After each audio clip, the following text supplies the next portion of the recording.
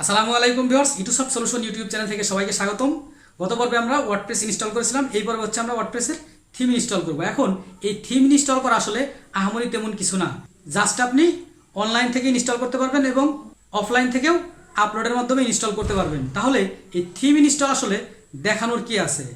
মূলত হচ্ছে থিমটা তৈরি করব আমরা পরবর্তীতে বিভিন্ন ভিডিওতে, বিভিন্ন সিরিজে। এই জন্য হচ্ছে আমরা ইনস্টলের সময় একটু গুরুত্বপূর্ণভাবে বিভিন্ন বিষয় দেখে নিব। তো চলুন প্র্যাকটিক্যালি কাজ শুরু করে দিই। এর আগে বলছি, আপনি যদি আমার চ্যানেলে নতুন হয়ে থাকেন তাহলে অবশ্যই চ্যানেলটি সাবস্ক্রাইব করে পাশে থাকা বেল আইকনটি প্রেস করে রাখবেন, যাতে করে পরবর্তী এপিসোড মিস না হয়ে যায়।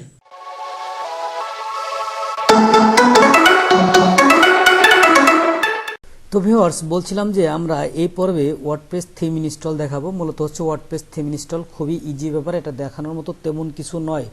তবে আপনি যেহেতু একটি বেসিক টিউটোরিয়াল দেখতেছেন, সেহেতু এই বিষয়টি আপনার জানা নাও থাকতে পারে। আর যদি আপনি এক্সপার্ট লেভেল হয়ে থাকেন তাহলে জাস্ট এক্সিট দিস ভিডিও। তো থিম ইনস্টলের জন্য আমরা এই যে এখানে যে লগ ইন করার পরে অ্যাডমিন প্যানেল বা ড্যাশবোর্ড পেয়েছিলাম, এই ড্যাশবোর্ডের মধ্য থেকে এখানে অনেক কিছু আছে। অনেক কিছুর মধ্যে থেকে আমরা এই যে বাম দিকে নিচে এসে অ্যাপিয়ারেন্স নামে একটা টেক্সট আছে, এই টেক্সটের উপরে যদি আমরা মাউস ধরি তাহলে এদিকে দেখতে পাচ্ছি একটা হোভার মেনু এসেছে এবং এই হোভার মেনুর মধ্যে থিমস নামে অপশন পাওয়া গেছে। তো এই থিমসের মধ্যে যদি আমরা এখানে প্রেস করি, প্রেস করার পরে আমাদের এইখানে অ্যাক্টিভেটেড বা আমাদের এখানে কোন থিম এক্সিস্টিং আছে সেই বিষয়গুলো আমরা এখান থেকে দেখতে পাবো। দেখতে পাচ্ছি এখানে একটি থিম আছে যেটির নাম 2019, আরেকটি থিম আছে যেটি হচ্ছে 2020, আর একটি আছে 2021।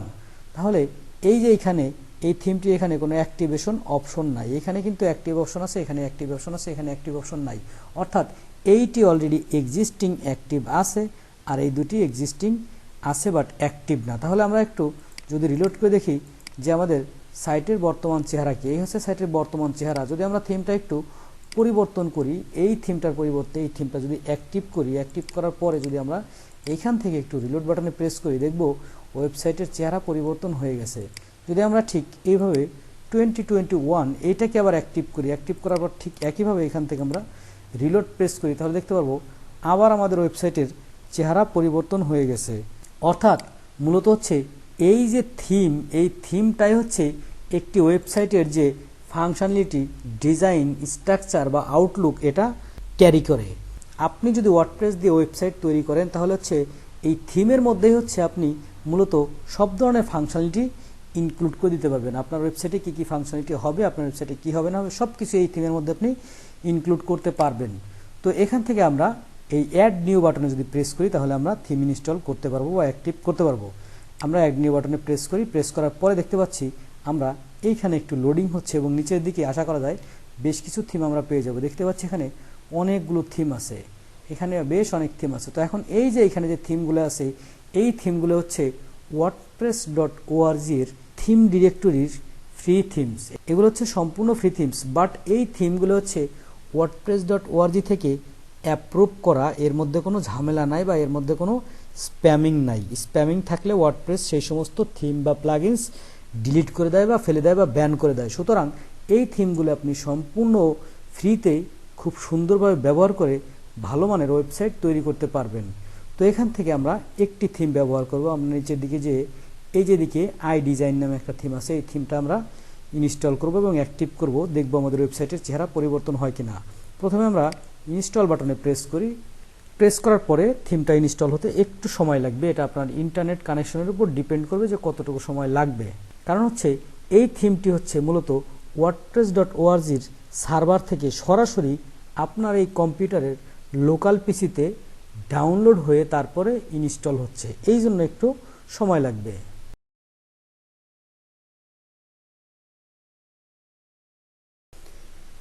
তো দেখতে পাচ্ছি আমরা যে থিমটি অলরেডি ইনস্টলড হয়ে গেল এবং ইনস্টলড হয়ে যাওয়ার পরে এখানে অ্যাক্টিভ নামে একটা বাটন পাওয়া গেল। তাহলে আমরা যদি এবার অ্যাক্টিভ বাটনে প্রেস করি, আশা করা যায় অ্যাক্টিভ বাটনে প্রেস করার পরে আমাদের এই থিমটি অ্যাক্টিভ হয়ে যাবে এবং অ্যাক্টিভ হয়ে যাওয়ার পরে আমাদের ওয়েবসাইটেরও চেহারা বা স্ট্রাকচার একটু পরিবর্তন আসবে।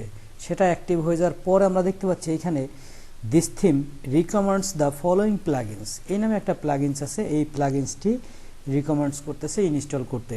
আমি যেহেতু থিম ইনস্টল করে যাবতীয় প্রসেস দেখাবো না, সেহেতু আমি জাস্ট এই পর্যন্তই আমার ওয়েবসাইটের ভিউটা দেখে আসি যে ভিউটা কেমন হয়েছে।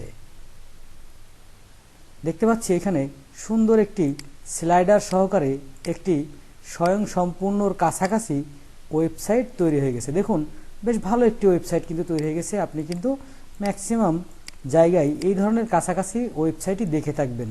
সুতরাং এখান থেকে আপনি সম্পূর্ণ ফ্রিতে আপনার পছন্দ মতো থিম পছন্দ করে ইনস্টল করে আপনি সেটা কাস্টমাইজ করে কাজ করতে পারবেন, এতে করে কোনো সমস্যা নাই।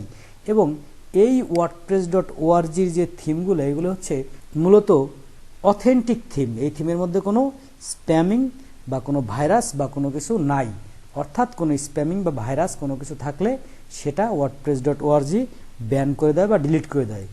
অর্থাৎ এই প্রক্রিয়ায় হচ্ছে আপনি wordpress.org-র যে কোনো থিম এখান থেকে সিলেক্ট করে ইনস্টল করতে পারেন। তো এখন যদি এমন হয় যে আপনি wordpress.org থেকে থিম ইনস্টল দিবেন না, আপনার কাছে একটি থিম আছে আপনার কম্পিউটারে যে কোনো ফোল্ডারে, সেই থিমটি ইনস্টল দিবেন, তাহলে এখানে আমরা অ্যাক্টিভ বাটনে প্রেস করার পরে উপরের দিকে আপলোড থিমস নামে অপশন পাবো। এখানে যদি আমরা প্রেস করি, প্রেস করার পর দেখতে পাচ্ছি চুজ ফাইল, অর্থাৎ আপনি যে ফাইলটি ইনস্টল দিবেন সেই ফাইলটি এখান থেকে আপনি চুজ করেন।